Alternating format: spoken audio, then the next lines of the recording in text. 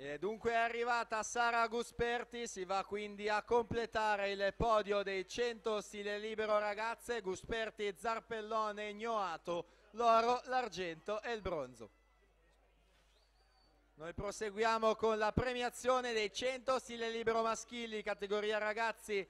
Terzo e medaglia di bronzo, bronze medalist representing Waterborne, 53.29, o meglio entrambi medaglia d'argento con il tempo di 53.29, Davide Nardini, Jared Liam Baxter.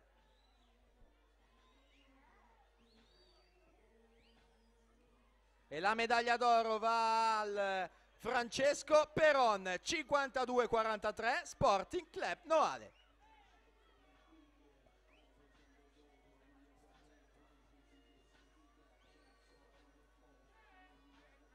Intanto siamo in acqua con la prima serie, 100 farfalle esordienti a femmine, Elisa Piccoli a 34,13 ai 50 metri. Vediamo però l'epilogo di questa prima serie con Sofia Bussolo, 1,12,85.